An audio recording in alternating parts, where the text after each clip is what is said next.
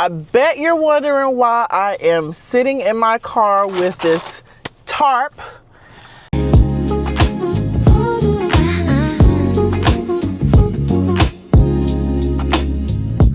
Let's talk.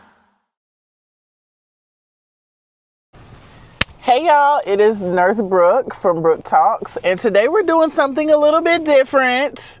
I bet you're wondering why I am sitting in my car with this tarp. I am a registered nurse, as you all may know. If you don't know, I've been a registered nurse for 12 years. I do have my master's in nursing education, but right now I am on a contract. I have 3 more days of this contract, and we got a snow, ice, sleet storm in North Carolina. So I actually slept at the hospital today in a hospital room. But the show must go on, okay? We're going to do a book review. A lot of you may not know this, but I am an avid reader. I read every single day, whether it be a physical book, whether it be Audible, audiobooks, whether it be some type of research, whether it be an article, a journal, whatever the case may be, news, whatever. So this book, I've read 3 books, 3 like actual books just for leisure and fun this year so far in 2026. And so I'm actually going to go over the book that I just finished. I just actually started another book, and we'll do that review later. But the latest book that I've done is My Husband's Wife. Let's get into it. Now, before we get too deep into it, I do want to say, if you know a nurse, give them a hug, tell them thank you, send them a cash app. You know, a lot of people have a lot of bad things to say about nurse because of social media, but if you are not a nurse, you do not understand 100%, or if you don't know someone who's a nurse or live with someone who's a nurse, you may not understand the things that we go through. Not all nurses are great nurses, we get that, but I'm a good nurse, and this space is for good nurses, okay? If you're not a good nurse, I'm sorry, it's not for you. But we go through a lot. We do a lot to make sure that we are A, paid and taken care of. You know, our bills are paid. But B, those of us who have compassion for others who are sick or who are in need, this is a possibility. You know, and I just want to make that clear and just go ahead and get into that disclaimer before we get started. Tell a nurse thank you. So let's get right on into the book review. This book is called My Husband's Wife by Feeney. And again, another disclaimer. There will be some light spoilers, very light, but it should not ruin the integrity of your reading experience, okay? So just bear with me. It's going to be good. So the core of My Husband's Wife by Feeney, it is a psychological thriller. It revolves around marriage, secrets, obsession, and just some things that you may kind of recognize in just everyday life, okay? So it does play with like different perspectives, different timelines a little bit. Unreliable narration, okay? I love a good unreliable character. I really do. Those books are usually some of my favorite because you never really know what's going on. You don't know if this person is telling the truth. You don't know if they're lying. You don't know if they're a part of the plot. You don't know if they're in. It's just like, I really do like those types of books, just FYI. So, yes. So we have a wife, we have a husband, and we have the other wife. And what does that mean? So I did take some notes for this just to make sure that I stay on track, because ADH Barbie will go totally off track, okay? So bear with me. So My Husband's Wife by Feeney, it starts with Eden Fox, okay? She's an artist. She's about to show her work for what should be a big career move, a big moment in her career. She's on the up and up, okay? She lives with her husband, Harrison, and their daughter. And it's in a place called Spyglass. Like, you'll hear Spyglass, Spyglass, Spyglass. You'll read that throughout the book. Whether you're reading it physically or hearing it, you're going to hear Spyglass in an area called Hope Falls. Now, I do want to put also a disclaimer. Again, I do read a lot of physical books. I have lots of physical books that I read, especially when I'm like on vacation, when I have a moment to sit down and relax and I just want to have a physical book in my hand. I love physical books. But as I've gotten older and the ADHD has kind of kicked in a little bit, and the ADHD has kicked in a lot more over the years, it's a lot hard. I have to be focused on just that when I'm reading a physical book. But I highly, highly, highly recommend that you get Audible through Amazon. And I love Audible. I read probably 3 or 4 times as many books with Audible versus just my physical books, just because of time and, opportunity. I listen to my Audible when I'm driving, when I am cooking, when I'm cleaning, if I'm, walking the dog, or if I'm about to go to bed at night, I may turn an audio book on. But it is very convenient. A lot of audio books have sounds and, a lot more characters that have different voices. You'll have a male character with the male voice, or a female character for female voices, or vice versa. And so it gives a lot more depth. It gives a lot more context, if you will. And I really do like that. So if you are not a reader, try Audible. And if you are a reader, try Audible as well. And I will link my Audible link in the caption. So here's the tea. So Eden does what she does every day. She gets up in the morning. She goes out for a run. When she comes back home, she uses her key. She tries to use her key to get into her home with her husband, Harrison. And the key doesn't work, baby. The locks is changed, okay? And so she's like, okay, what the fuck? So she knocks on the door, doop, doop, doop, doop. She opens the door, and there is a stranger, a woman, standing in her doorway who eerily looks very similar to Eden, and who also, Harrison, is insisting is his wife. Harrison is like, no, you're not my wife. This is my wife. We don't know you. You're crazy. Get off of our freaking property. Okay? Mind you, this woman just left this morning to go for a run, and she come back to her house and her doors are locked, and her husband is saying that he got a new bitch. Mind you, they had a loving relationship, happy marriage seemingly, and you come home to this. And so then you have Birdie, who, her name is Olivia Bird. She goes by Birdie. So she is a completely different woman. She is living in London. So we kind of jump to Birdie. She's living in London, dealing with a devastating health diagnosis and inheriting the same house that we're talking about at the beginning, that Eden left from to go hike or run and came back home, and they was like, bitch, you don't live here. We don't know you. So Birdie is introduced on a different timeline, but she becomes a very, very important and key character in this book. Okay? Her life is different from theirs. It's a different lady, different timeline, same house. Okay?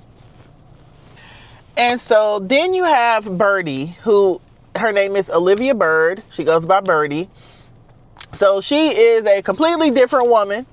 She is living in London. So we kind of jump to Birdie. She's living in London, dealing with a devastating health diagnosis and inheriting the same house that we're talking about at the beginning, that Eden left from to go hike or run and came back home, and they was like, bitch, you don't live here. We don't know you.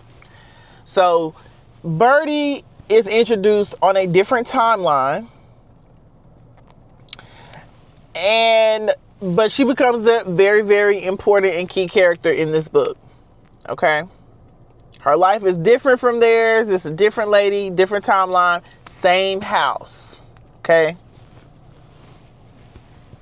I also want to throw out another disclaimer. I read a lot of different types of books, from a lot of different types of timelines. Psychological thrillers are my top books that I like to read just on a regular basis. I love horror as well. I love science fiction books as well. First Contact, alien books, universal, multi-dimensional things. I like books like that. But my psychological thrillers, my mysteries, my crime, those are my jam, okay? I do like a little splatter punk here and there, but some of that is a little bit beyond what I want to read. But I have come across some very good splatter punks, and I will go back to books that I have read over the past couple years, and just books that I absolutely love, and I'll do videos on those. Also, don't shy away from this being like a London setting, or if you listen to it on Audible, you know, they're speaking in a British accent. Those books, those mystery thrillers, those London Brit mystery thrillers and horror novels are great. They are tea. Now, not all, of course, you know, there's always an outlier, but they are really good books. I enjoy them. I've read so many different ones that not all of them are that I read are of, you know, British or London, but those books do fare pretty well with the twists and turns. And if you like plots and like different timelines, different viewpoints, a lot of those authors and books are really good. So, of course, as she is like insisting upon that her name is Eden Fox, that's her house, her husband, her life, and everybody's looking at her like, girl, what you talking about? Like, this is this man's wife. We see them together. She's been in town. She's been around. She's been in the house. She's still in the motherfucking house, okay? But as you can imagine, being in that situation is quite shocking. It has to be shocking to go for a run, go work out, and you come home and baby, you don't have nowhere to live. Your key don't work, and your husband is laid up with a woman that looks just like you. Okay? That sounds like some shit that these fools do nowadays. You just never know. It sounded pretty fucking realistic to me. So, there is, again, like another small town cop in the Hope Falls area who is investigating this strange situation, because the real Eden that we think, you know, is the real Eden is saying, they're lying, that's my husband, this is my house, and there's no evidence for her to back it up. She doesn't have social media. The new Eden has social media and has been on social media posting for God knows how long. People knew her, recognized her. That was her art gallery opening. You know, so it was very confusing, you know, trying to figure out who was who at the beginning. But once the story started playing out, everything, the bits and pieces and the little nuances and all of the different perspectives, because there's multiple different perspectives, first person perspectives from these people. So you see from, you know, Eden number one's perspective, but then you'll see it from Harrison's perspective. You'll see it from Birdie's perspective. You'll see it from the small town cop's perspective, and how they're all intertwined. This is a good one. Baby, all I want to know is who really lives at Spyglass? Who is the real owner? Who is the real wife? Who is who? What the hell is going on here? I was just reading and I was just like, what in the world? But it really hooked me, and it made me want to continue to read. You know, what I really, really and truly loved about this book is like, you are literally questioning everything and everybody. I love books like that because I don't really care for a book that I can see what's happening from chapter 1. That type of book, I don't really want to read the rest of that. There's no type of mystery. There's no thrill. There's no like mind bending. It's just straight and forward. Now, there are some books that do that very well and are very successful in that way. But with a psychological thriller mystery book, you can't really have a just point blank period storyline and plot, because I don't really like books that I can guess everything about it from the beginning. So the whole time I'm like, who the hell is who? Who are these people? Where did they come from? Where are they going? What are they doing? Is this like some science fiction shit? Is this some, stolen identity? Like, you have so many thoughts going on, and you're like trying to piece together how all of these things fit together. And again, the main component is this house, Spyglass. Who is the owner? Who lives here? And I'm not going to give too many more spoilers. Like I said, there were some light spoilers here. I'm going to leave the rest of this up to y'all. So, what y'all think? Is this a book that you want to read? Is this a book that you have read and you have something to say about it? I would love to hear about it in the comments. I'm not going to say too many more spoilers or give the ending or give any more specifics. We're going to kind of conclude it here. But I will say, things are not as simple as they seem. Everybody in this book is flawed in some way, shape, or form. Okay? And your trust of these people literally shifts from chapter to chapter. You might feel like you trust this person, or you may feel like you have this person figured out. But as you progress in the book, you soon learn that everybody has a story to tell, and everybody has something that they want to do or to gain. So let me know how y'all feel about this one. Is this one that you're going to read? I have done and read so many different books. If you have any suggestions that you would like for me to read, or if I have read it, if you would like me to do a review on it, let me know in the comments. Please come back, like, comment, subscribe to Brook Talks, where we talk about everything. Everything. I'm a nurse. We'll talk about healthcare. We'll talk about true crime. I'm a true crime junkie. We'll talk about books, reading. We'll talk about pop culture. We'll talk about anime. I do cosplay conventions. We're going to talk about it all here, okay? So come back, visit your girl, subscribe, and thank you. See you next time. Glass on my gun, I'm in my zone. Pretty with a purpose, yeah, I do both.